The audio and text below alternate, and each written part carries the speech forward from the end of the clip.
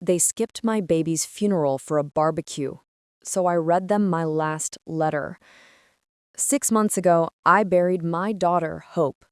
My parents, Alden and Vivienne, didn't come. They chose a barbecue instead. And then they had the audacity to lie about it, dismissing my grief by calling Hope just a fragile infant. Today, I drove back to their house with two things: this framed drawing of Hope and the final letter I ever planned to send them. This letter details a lifetime of their favoritism toward my brother Kael, and it contains my choice. Either they finally acknowledge the pain they caused, or our relationship ends here. The paper is in my hands, and I'm about to start reading. Before I do, tell me in the comments, what would you risk to finally hold your family accountable? Let's get into it. My guardians bypassed my newborn's memorial service for my foster siblings' barbecue, declaring it's simply a fragile infant. Your foster brother's celebration holds greater importance. I interred my child in complete solitude. They were completely unaware of the action I was prepared to take next. This is not merely a tale of deceit. It chronicles the brutal instant you acknowledge that the individuals who should cherish you the most simply do not, and how, in the deepest chasm of my sorrow, I discovered the resolve to finally force them to comprehend the devastating consequence of their callousness. I am Ilara, 26, and I recall standing utterly isolated at my baby Hope's memorial. My sweet daughter was just 8 months old when an illness tragically took her. As I observed her impossibly tiny oak casket being gently lowered, my foster mother's cutting words echoed in my mind like a fresh wound. It's simply a fragile infant. Your foster brother's celebration holds greater importance. That afternoon, something within me didn't just fracture, it shattered into countless pieces. Growing up, I always understood my position. My foster brother, Kael, 4 years senior to me, was the favored one almost from his arrival. My guardians, Vivienne and Alden, established a household dynamic where his minor accomplishments were lauded with generous, elaborate festivities, while mine were met with a mild, almost dismissive acknowledgement, if they were remembered at all. I still vividly recall the patio cookout they hosted when Kael secured a position on the debate team at Academy, the same year I secured a full scholarship to the regional art school. Their reply, "That's decent, Ilara," before instantly inquiring about Kael's upcoming matches. This pattern was the permanent background noise of my existence. Kael's moderate scores were celebrated as indicators of a versatile young man. My top marks were simply presumed, completely unremarkable. By secondary school, I had accepted my role. I channeled my energy into my own pursuits, excelling creatively and forming strong connections with people who genuinely saw and appreciated me. Then I encountered Caspian in the city. His family was a revelation. Warm, encouraging, openly affectionate. It felt foreign to me. The way his parents sincerely engaged with his day, recalled significant milestones, and expressed overt pride in his achievements seemed almost unbelievable until I recognized that this was the appearance of normal familial love. Caspian and I dated throughout our time in the city and married 4 years ago. He is a geological surveyor. I am a veterinary technician. We acquired a modest condo about 50 minutes from my guardians and an hour and a half from his. That separation from my own foster family was completely deliberate on my part, although I never confessed it to Caspian. When we announced our expectation, Caspian's parents were ecstatic. They immediately began organizing a welcoming celebration, inquiring about nursery themes, and inundating us with literature on childcare and development. My guardians? "Oh, that's fine. Did Kael mention he might be considered for a promotion at the development firm?"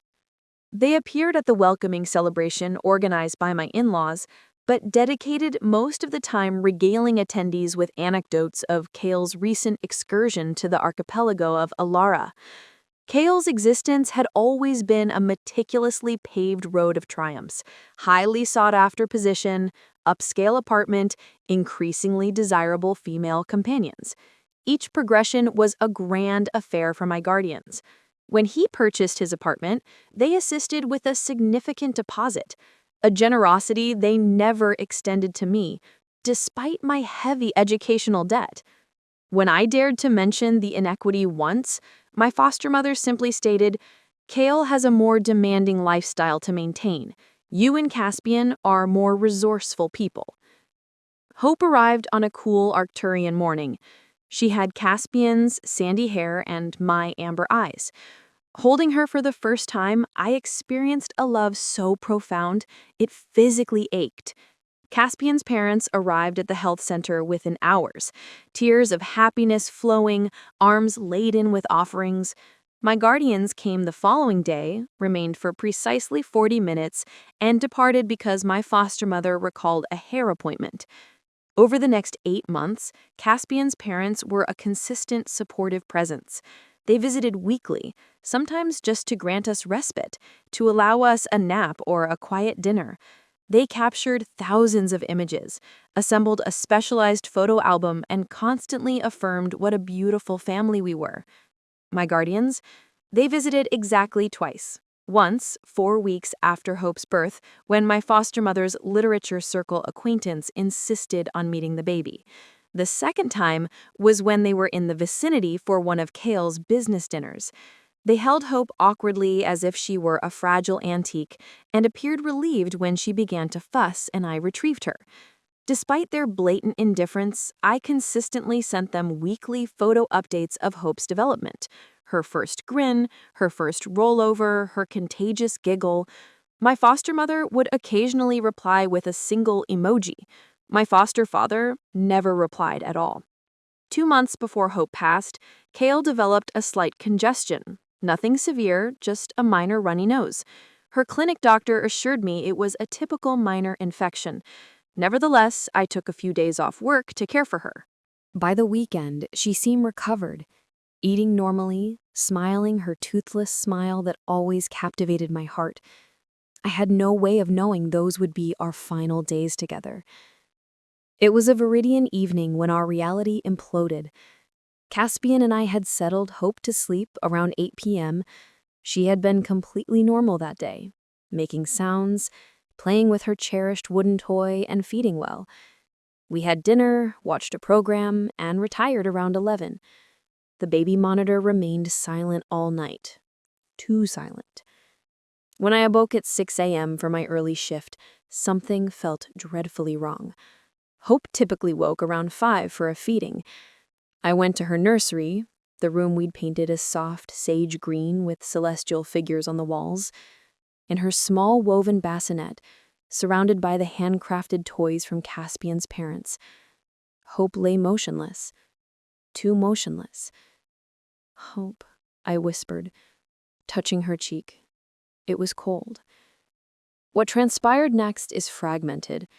Disjointed memories, my screams rousing Caspian, his pounding footsteps down the corridor, his hands pushing me aside, administering basic life support on our daughter's tiny form, my trembling fingers dialing the emergency number, the dispatcher's calm voice posing questions I could barely process, the rescuers' somber expressions as they persisted with resuscitation efforts, the transport vehicle ride, Hope's still body, the clinic's harsh, bright lighting, a doctor with weary eyes delivering the most unbearable news any parent could endure. "I'm so sorry. Your daughter passed away from what appears to be sudden infant loss." Caspian collapsed against the wall. I remained frozen, the words refusing to penetrate. This could not be real. We had followed every precaution. Hope slept on her back in a bare crib, no heavy coverings, the room temperature perfect. Every guideline meticulously followed. Yet here we were, in a sterile examination room, being asked if we wished to hold our daughter one final time. We spent hours with Hope, imprinting her face, holding her cold little hands and kissing her forehead. The clinic's spiritual advisor came. A loss counselor spoke to us. Someone mentioned memorial arrangements. The words floated past me without substance. Eventually, I remembered to contact my guardians. With unsteady hands, I dialed my foster mother's number. "Mum," I choked out when she answered, my voice raw. "Hope passed away last night. We're at the clinic now." There was a lull, a silence that seemed to last an eternity before she responded. "Oh, Ilara, that is dreadful." No gasp, no weeping, no immediate assurance to come, just a flat acknowledgement. "We need to arrange a memorial," I continued, desperate for her to comprehend, to offer aid, to be my mother when I needed one most. "Yes, I suppose you do. Let us know the details." That was the extent of it. No questions about our well-being, no offers of assistance. Caspian's parents, in sharp contrast, were already en route, having dropped everything the moment we called. The subsequent days blurred into a haze of legal documents, impossible choices, and consuming sorrow. Caspian and I moved through the world like shades, barely eating, barely resting. His parents managed all practical matters, contacting the mortuary, selecting flowers, and organizing provisions. My guardians called once to inquire about the memorial date. "Friday at 11, I told my foster mother, "at Stonebrook Gardens." "Friday," she repeated. "Oh dear, that is the day of Kael's barbecue to celebrate his engagement. We have already committed to that." I thought I had misheard her. "Mum, this is Hope's memorial, your granddaughter's memorial." "I understand that, Ilara, but we cannot cancel on Kael now. All the arrangements are finalized. Everyone is attending. You understand, don't you?" I did not understand. How could they prioritize a party over their granddaughter's memorial? "No, Mum, I do not understand. Please clarify it for me." She sighed, the sound sharp through the line. "Ilara, I know you're distressed, but think logically. She was simply a fragile infant. Your foster brother's celebration holds greater importance. Hope was only here for a few months. You can always conceive another baby, but Kael's engagement is crucial for his future." The words struck me like physical blows. Simply a fragile infant? Your foster brother's celebration holds greater importance? You can always conceive another baby? In that instant, something inside me solidified. The agony was so profound, it transformed into something else entirely, a cold, stark realization about who my guardians truly were. "I see," was all I could manage to say before terminating the call. Sitting on our bedroom floor, phone still clutched in my hand. When I informed him of my foster mother's words, his face contorted with a pure, blazing fury. He wanted to call them back to articulate exactly what kind of people they were, but I stopped him. I felt hollow, beyond rage. "It's irrelevant," I said. "It has always been this way. I simply never wanted to concede it." The morning of the memorial dawned bright and clear, cruelly beautiful for such a grim day. I stood before my wardrobe, gazing at the charcoal dress I had acquired, trying to grasp that I was selecting attire to wear to my child's funeral. As we drove to the cemetery, I checked my phone one last time, harboring a desperate, foolish hope that my guardians had reconsidered. There were no messages from them. Instead, I text from Kael. "Apologies about the infant. Hope the service proceeds smoothly. Eager to see everyone at the celebration later." I powered off my phone. Hope's casket was impossibly small. Oak with bronze handles, adorned with pale blue lilies. It looked like something that should contain a valuable keepsake, not my child. Standing next to it in the cemetery's Garden of Innocent Souls, a section reserved for infants and children, I felt disconnected from reality. Caspian stood beside me, his face ashen, his hand gripping mine so tightly it hurt. His parents stood at our sides, his mother openly weeping, his father composed but red-eyed. Around us gathered companions, associates, neighbors, even families from the veterinary clinic where I worked. My childhood friend, Renata, had flown in from Ethelgard. My college housemate, Jude, was there with his spouse. The glaring absence of my guardians and foster brother created a visible chasm that everyone politely ignored, though I noticed the inquiring looks and the confused murmurs. Caspian's mother placed a comforting arm around my shoulders when people asked about my family, deftly changing the subject. Elder Lyra spoke about the brevity of Hope's life, but the depth of her influence. Some souls, she said, fulfill their purpose here on Terra quickly. Hope brought light, affection, and a new dimension of humanity to Alara and Caspian in her 8 months with them. During the service, my phone vibrated in my clutch. I ignored it until after the closing benediction. I checked it briefly, and my heart sank. Several social network notifications. Kael had posted images from his barbecue.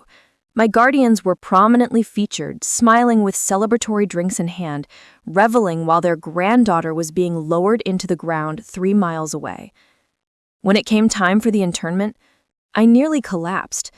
The physical act of watching that tiny casket descend into the earth made Hope's death real in a way nothing else had. This was definitive. This was eternal. My baby was gone, and I would never embrace her again. Never see her mature, never know the woman she would have become. Caspian's father had to help support him as he tossed his handful of dirt onto the casket. Caspian's mother held me as I did the same, my entire frame trembling with wrenching sobs.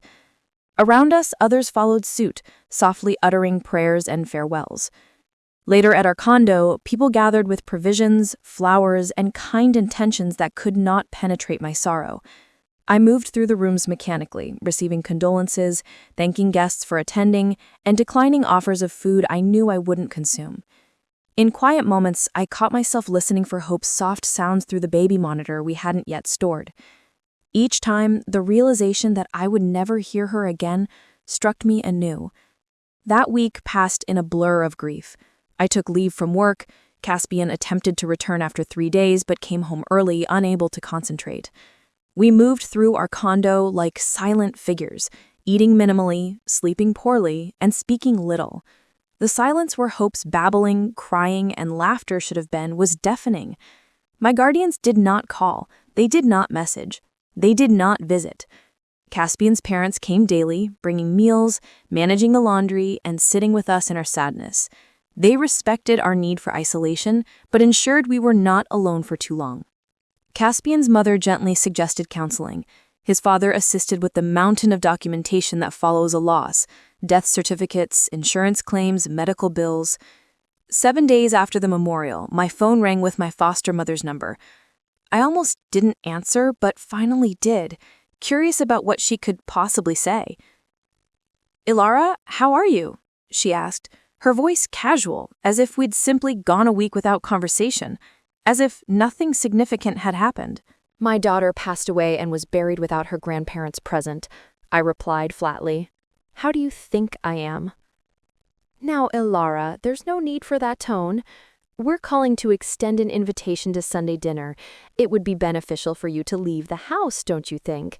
Kael and Serafina will be there. They can tell you all about their plans for the wedding. It might take your mind off things." Take my mind off things?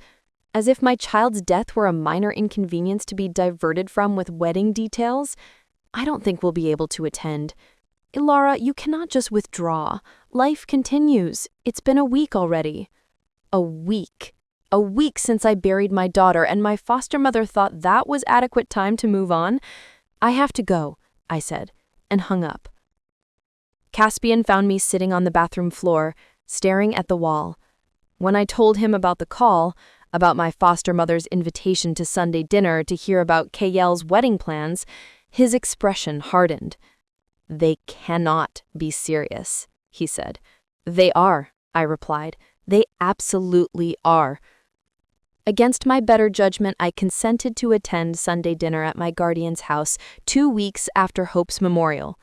Caspian was hesitant, but I felt an urgent need to see my guardians face to face to understand how they could behave as if nothing had occurred. We arrived at the urban townhouse where I had grown up, the residence with a perfectly manicured balcony garden, the parlor kept immaculate for visitors. My foster mother greeted us with air kisses, careful not to smear her cosmetics. My foster father nodded from his recliner, barely looking up from his handheld reader.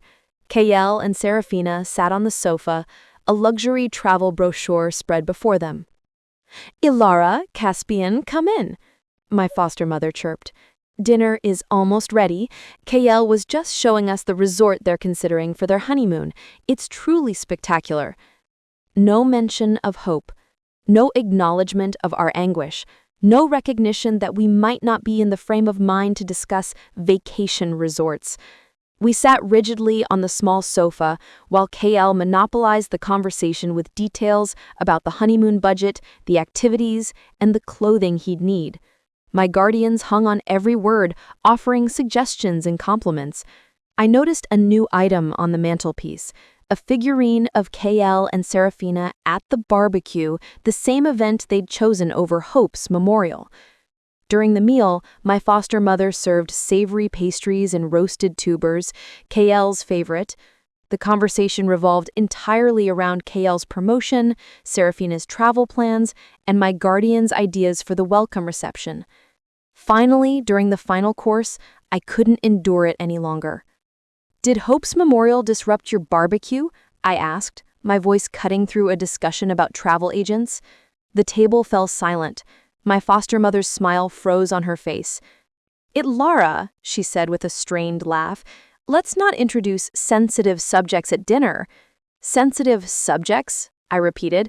"My daughter's death, your granddaughter's memorial that you missed."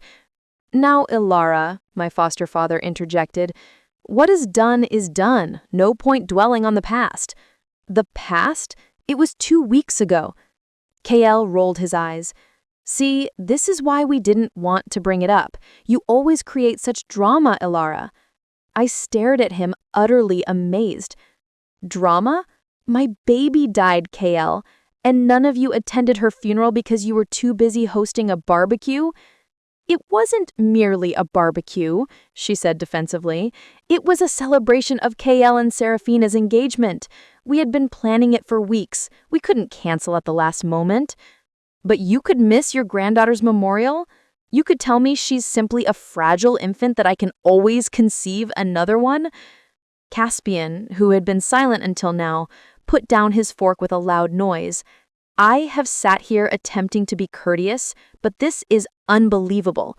Do you have any comprehension of what Ilara has endured, what we have endured?" My foster mother looked offended. "Of course we do. We are very sorry for your loss. But life must proceed, mustn't it?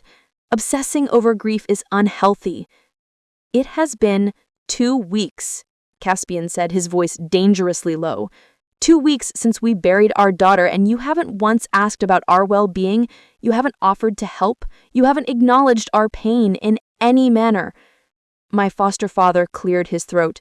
"We thought it best to grant you space." "Space?" I laughed bitterly. "Is that what you call it? Because from my perspective, it looks like indifference." Care more about Kael's engagement celebration than your own granddaughter's death? "That's unfair, Ilara," Kael said. "Mom and Dad had already committed to my party. They couldn't be in 2 places simultaneously." "They made a choice, Kael," I said, "and they chose you, as they always have." A tense silence descended upon the table. Serafina looked deeply uncomfortable, examining her plate intently. "Actually," my foster mother finally admitted, "several relatives asked where we were during the memorial. We informed them we couldn't attend due to a health issue. Your father's back, you know." The revelation struck me like a physical blow. They had lied to the family about why they missed Hope's memorial. They were sufficiently ashamed to lie, but not sufficiently ashamed to actually show up. "You lied," I whispered. "Well, we could hardly tell them we were at a barbecue, could we?" my foster mother replied, as if this were perfectly reasonable. People wouldn't understand. I don't understand, I said, rising, and I never will. Caspian, let's leave. And I departed without touching the final course. In the car, he held my hand as I wept. The full impact of my family's betrayal finally hit me. Over the following month, our marriage felt the strain under the combined weight of sorrow and family friction. Caspian and I began seeing a loss counselor who specialized in infant loss, Dr. Rhea. During one session, she inquired about our support networks. Caspian's family has been remarkable, I said. Mine, less so. When I detailed what had occurred, Dr. Rhea's professional composure momentarily wavered, revealing a flicker of surprise before she regained control. That sounds immensely painful, she said carefully. Have you consistently felt that your guardians favor your foster brother? This opened a floodgate. Week after week, I recounted a lifetime of subtle and not so subtle favoritism, the missed art exhibition because Kael had a tournament, the forgotten celebration days because they coincided with Kael's events, the educational fund that was significantly smaller than Kael's because females typically marry and have a partner to care for them. Dr. Rhea introduced concepts like the favored child and the outsider. She explained the dynamics and systems centered on one individual. With each session, I gained clarity. This was not just about the memorial. This was about a lifetime of being treated as inferior, culminating in the ultimate dismissal of my most profound loss. What do I do with this knowledge? I asked Dr. Rhea during our session. How do I move forward?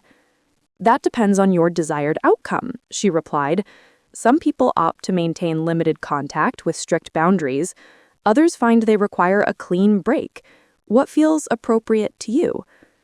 I considered my guardian's casual cruelty, the moments of grief I had experienced alone while they celebrated my foster brother. I considered hope, how she deserved grandparents who valued her existence, who would have moved mountains to be there to honor her death. I think, I said slowly, I need them to understand the gravity of what they've done, not just to me, but to Hope, to her memory. Before I can decide about our future relationship, they need to confront what happened. And if they cannot or will not acknowledge it, Dr. Rhea asked gently, then I will have my definitive answer. That evening, I informed Caspian of my decision. I need to make them understand. I need them to feel a fraction of the anguish I felt standing at that memorial alone. Caspian looked worried. What are you intending to do?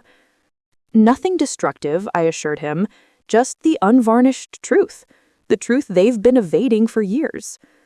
I'm concerned for you, he admitted. Confronting them might exacerbate things. Worse than losing our daughter and being told it is irrelevant because she was simply a fragile infant? Worse than standing alone at her memorial because a barbecue was more important? I don't believe that's possible, Caspian. He held me close. Whatever you choose, I am with you every step of the way. The time for silence was over. I didn't seek vengeance, not exactly. What I desired was recognition, an acceptance of the pain they had inflicted, a comprehension of the damage they had caused. I wanted my guardians to feel the weight of their choice, to see it clearly for what it was. Above all, I wanted to ensure they could never distort the history, never pretend they had been supportive when they were anything but. My initial action was to decline the invitation to Kael's engagement celebration. The invitation arrived in a thick woven envelope with metallic lettering, my foster mother's signature style, no doubt. I messaged a simple reply. Caspian and I will not be attending, still grieving our daughter's passing. The barrage of calls and texts commenced immediately. My foster mother, then my foster father, then even Kael. Ilara, you must not miss Kael's engagement celebration, my foster mother insisted. Family needs to remain united during these occasions. Family needed to remain united at Hope's memorial, too, I replied. That is different, she said dismissively. This is a joyful occasion. I am not in a state to celebrate right now. "It has been over a month, Ilara.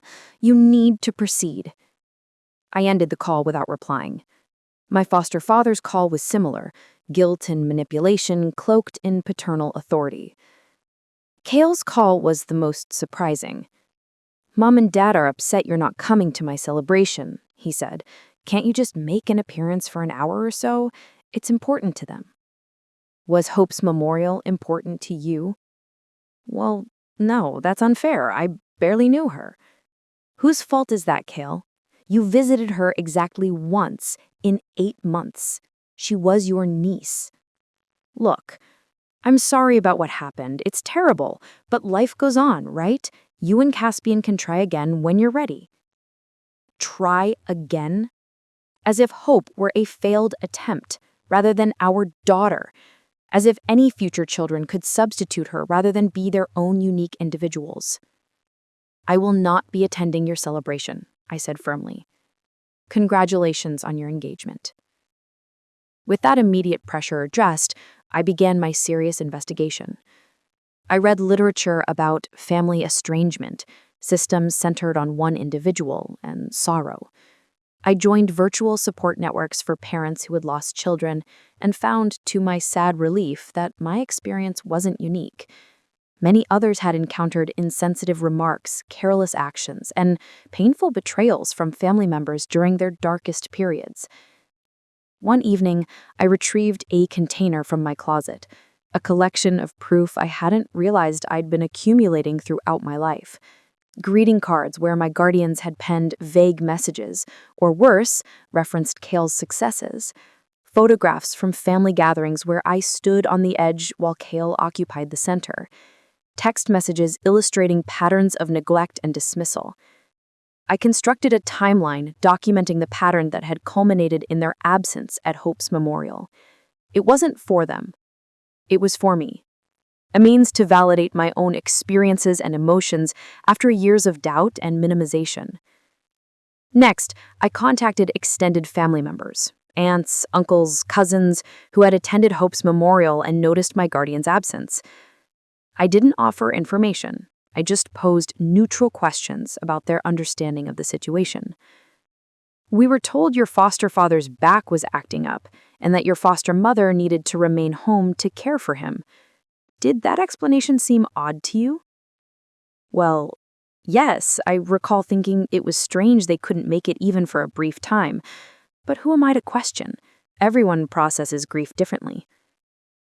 What if they weren't processing grief at all? What if they were at Kael's barbecue instead? The silence on the line was profound.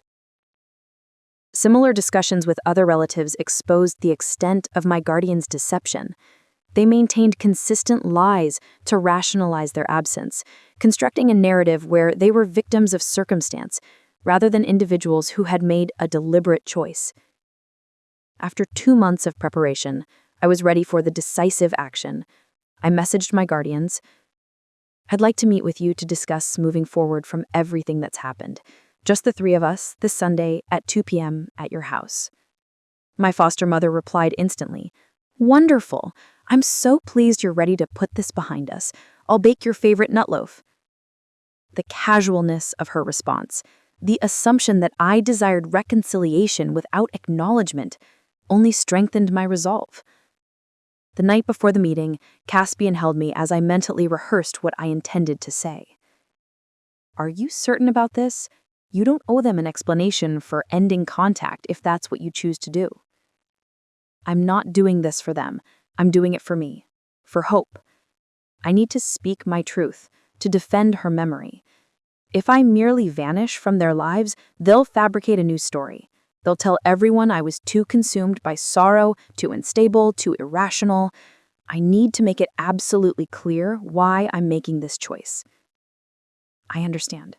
Just remember, whatever happens tomorrow, you have people who love you, who truly love you." I embraced him tighter, grateful for his unwavering support. The next morning, I placed a framed drawing of Hope in my purse, along with my documentation and a letter I had composed expressing everything I needed to convey. I dressed carefully in a simple bronze blouse, Hope's favorite color, and the pendant with her birthstone that Caspian had given me after her birth. "Ready?" Caspian asked as I prepared to leave. I took a deep breath. As ready as I'll ever be.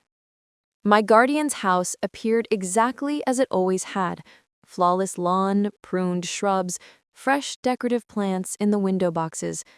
I sat in my vehicle for several minutes, gathering strength for what was imminent.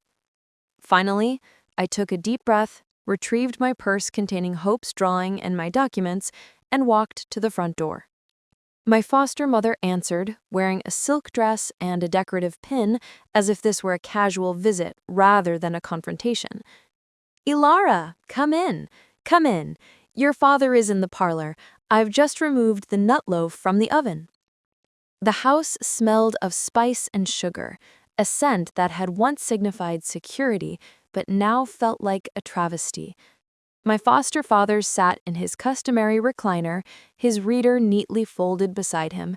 He stood when I entered, giving me a clumsy pat on the shoulder. That was the closest he ever came to physical warmth. "Good to see you, Ilara. You're looking refreshed." I was not looking refreshed.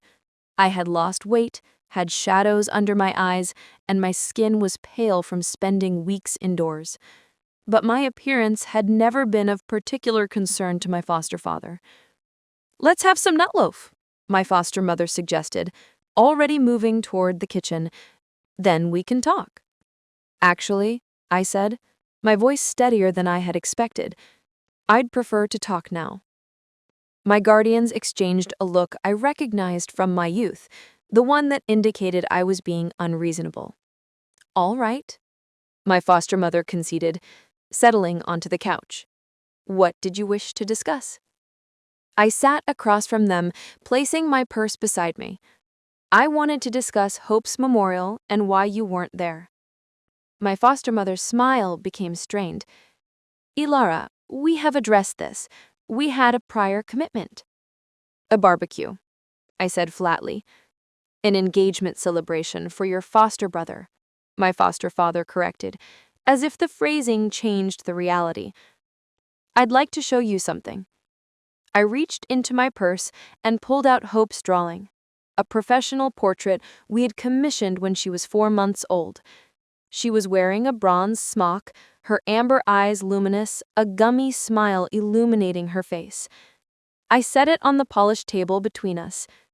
My guardians glanced at it uncomfortably, but remained silent. "This is your granddaughter. This is Hope.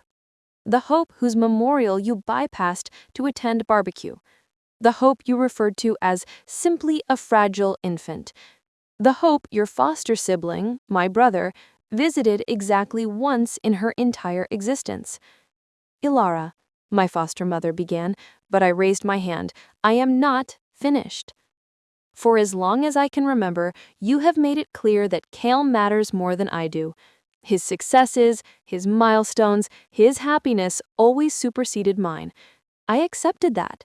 I constructed a life with people who valued me despite your indifference. But when you chose to skip Hope's memorial, when you dismissed her death as insignificant, you crossed a boundary that cannot be uncrossed." I retrieved a folder containing my documentation. I've been contemplating this extensively, attempting to discern if this was an isolated event or part of a pattern. I believe the evidence speaks for itself. I handed them a printed timeline of events dating back to my childhood, with specific examples of their favoritism toward Kael and minimization of me. My birthdays forgotten due to Kael's sporting tournaments. My further education celebration dinner curtailed because Kael had an appointment. The substantial financial backing they'd given to Kael compared to the token aid I'd received. My guardians examined the papers with expressions of mingled confusion and defensiveness. "What is this intended to be?" my foster father asked.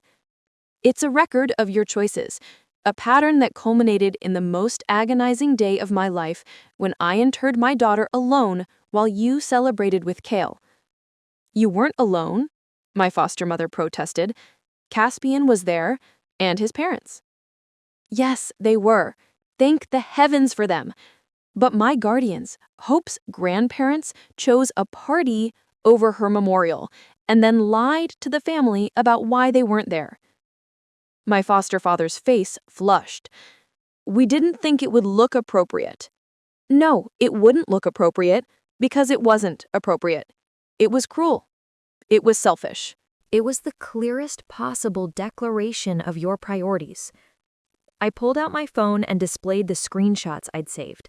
The social network post from Kael's party, time-stamped during Hope's memorial service, my foster mother sipping a celebratory drink while I was listening to the elder speak over my daughter's casket, my foster father laughing with acquaintances while Caspian and I were casting soil onto our baby's grave.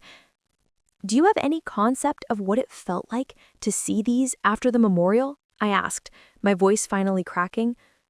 To know that not only were you absent, but you were celebrating? My foster mother's composure finally shattered.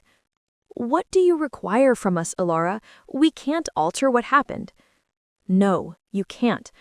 But you can acknowledge it. You can cease pretending it was acceptable. You can recognize the pain you inflicted. We're sorry you were distressed, my foster father said stiffly. That's not an apology, I pointed out. That's placing the responsibility on me for being hurt rather than on you for your actions. A tense silence permeated the room.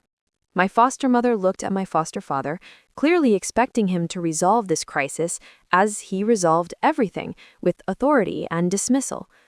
But even he seemed to realize that his usual tactics would fail here. What is it you want us to express? My foster mother finally asked, an edge of frustration in her voice. I pulled out the letter I'd written, my concluding piece of evidence.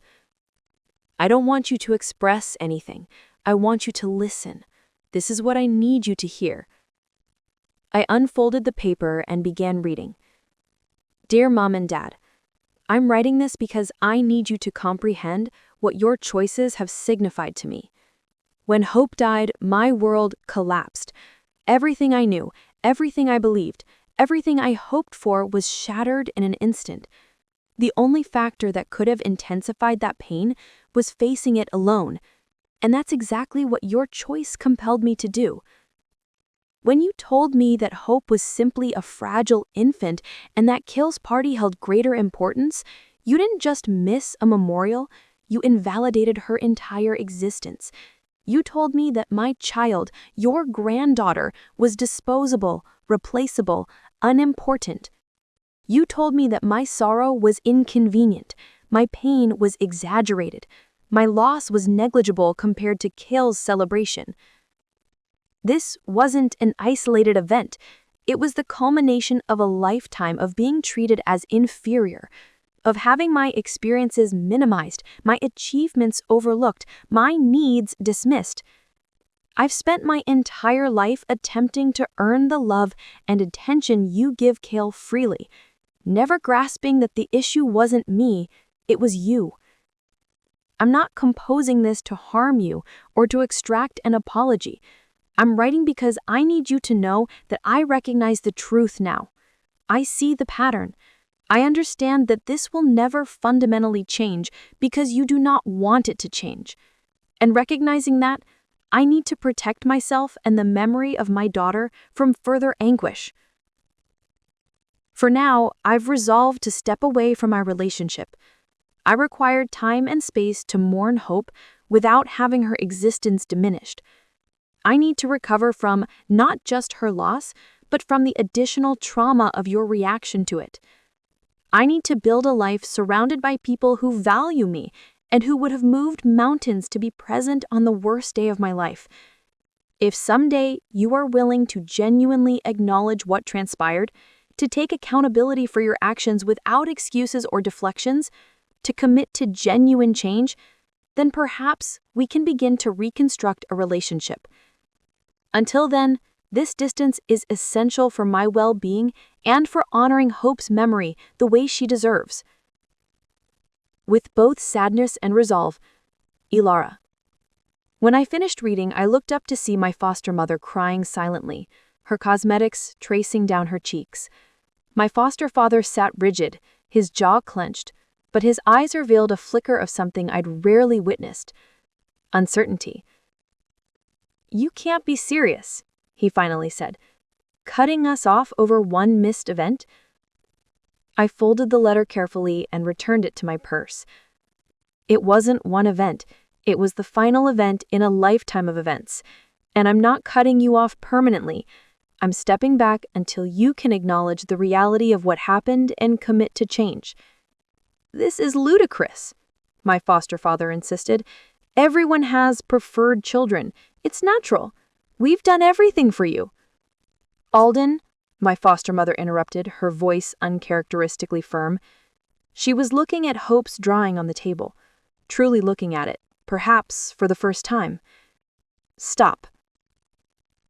The room fell silent again. My foster mother reached for the drawing with trembling fingers. "She had your eyes," she said quietly. "Yes, she did." "I never truly looked at her," my foster mother admitted, her voice barely audible. I was always so preoccupied with Kael's matters, with the engagement plans. My foster father shifted uncomfortably in his recliner. "Vivienne, don't. Alara's distressed. But she'll come around. She always does." "No," I said firmly. "Not this time. This isn't something I can just move past. This is my boundary." I stood, gathering my purse. "I've communicated what I came to communicate. The responsibility rests with you now. I hope someday you'll understand what you've done and make different choices. Until then, I require this distance." As I turned to leave, my foster mother called after me, her voice breaking. "Alara, please don't depart like this." I paused at the door. "I'm not going anywhere, Mom. I'm precisely where I've always been. You're the ones who were absent when it mattered most." I walked out of their house with a strange blend of grief and liberation. In the car, I sat for a moment, hands shaking but mind clear. I had spoken my truth. I had stood up for Hope, for myself, for the reality of our experiences. Whatever followed was dependent on them. As I drove home to the Viridian coast, my phone began ringing with notifications. Kael, apparently informed of our confrontation, was sending furious messages accusing me of disturbing our guardians unnecessarily. Several extended family members, however, were sending messages of support. They'd learned the truth about the memorial, either from my direct discussions with them or through the family network. My Aunt Lyra's message stood out. "I had no idea, Alara.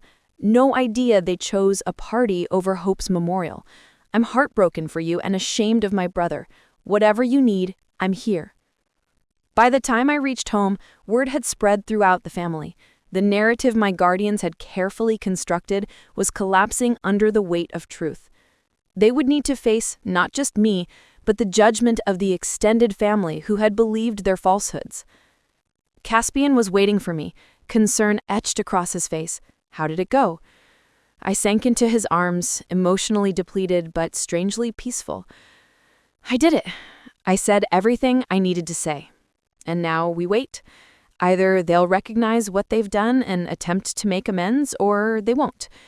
Either way, I've done what I needed to do for Hope, for myself." That night, I slept better than I had since Hope passed. Not because the sorrow was gone. It would never be gone. But because I'd lifted the additional burden of pretending my guardian's behavior was acceptable. I'd honored Hope by insisting her life and death mattered, regardless of what they believed. 6 months after my confrontation with my guardians, I stood in the small sensory garden we'd planted in Hope's memory. Spring had arrived, bringing with it nightshade flowers and luminous moss around the small celestial statue that marked the center of the space. Caspian worked beside me, carefully placing fresh soil around the hardy plants that would bloom throughout the season. "It's looking beautiful," he said, standing to wrap an arm around my waist. "Hope would have loved playing here." The pain of those words was still sharp, but no longer paralyzing. "Yes," I agreed, "she would have." In the months since the confrontation, we had established a new pattern. 3 times a week, I attended a support group for parents who had experienced infant loss. Twice a month, Caspian and I saw Dr. Rhea together, working through our grief as a couple. We had converted Hope's nursery into a memorial room, not a shrine, but a peaceful space with photos, her favorite toys, and a comfortable rocker where we could sit and feel close to her. My relationship with my guardians had transformed as well, though not in the way I might have initially hoped. After our confrontation, they had retreated into silence for several weeks. Then, surprisingly, it was my foster father who reached out, a handwritten letter that arrived exactly 3 months after Hope's death. Elara, I have never been skilled with emotions or admitting when I'm wrong, but after reading your letter again and again, after reviewing the timeline you created, after hearing from relatives who attended Hope's memorial, I can no longer deny the truth of what you said. We were wrong, terribly, unforgivably wrong, not just about the memorial, but about many things over many years. I don't expect forgiveness. I don't even know if I deserve the chance to attempt to make amends. But I want you to know that I hear you and I am sorry, truly sorry. It wasn't a perfect letter. It didn't address everything, but it was the most genuine acknowledgement I had ever received from my foster father, that he had caused me pain. My foster mother's response came a week later, a small package containing a custom-made charm with Hope's name, birth date, and a pair of feathered wings. The note inside read simply, I should have been there. I will regret that choice for the rest of my life. I'm so sorry, Elara. These gestures didn't erase the past, they didn't undo the damage or bring Hope back, but they were steps, small, tentative steps toward acknowledgement and potential healing. We established careful boundaries, monthly dinners, initially just my guardians and me, later including Caspian when he felt comfortable. Ground rules included no dismissing Hope's memory, no changing the subject when grief surfaced, no comparisons to Kael's life events. Kael himself had been another surprise. After initially reacting with anger to my confrontation with our guardians, he had appeared at our door one cool afternoon in April. I've been thinking, he said awkwardly, standing on our porch, about what happened, about Hope's memorial, about everything, really. He had brought a small bronze-leafed sapling to plant in Hope's garden. As we dug the hole together, he admitted, I never truly considered how things looked from your perspective. Mom and Dad always made such a big deal about everything I did that it seemed routine. I didn't realize what you weren't receiving. It wasn't your fault, I told him. You were a child too. We were both shaped by their choices.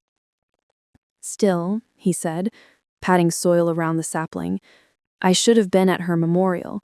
She was my niece. I'm sorry, Elara. These moments of acknowledgement didn't erase the grief, but they lightened the additional weight of feeling unseen and unheard. They created space for true healing to commence. As the season turned, I found myself drawn to volunteer work with a local organization supporting parents who had experienced infant loss.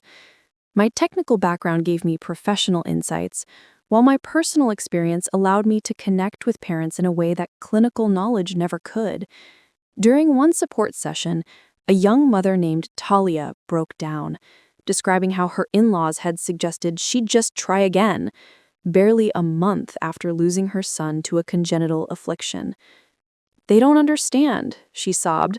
They act like he was replaceable, like any baby would suffice. I took her hand. I understand. My guardians missed my daughter's memorial for a barbecue.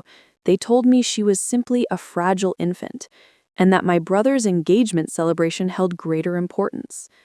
Talia's eyes widened. What did you do?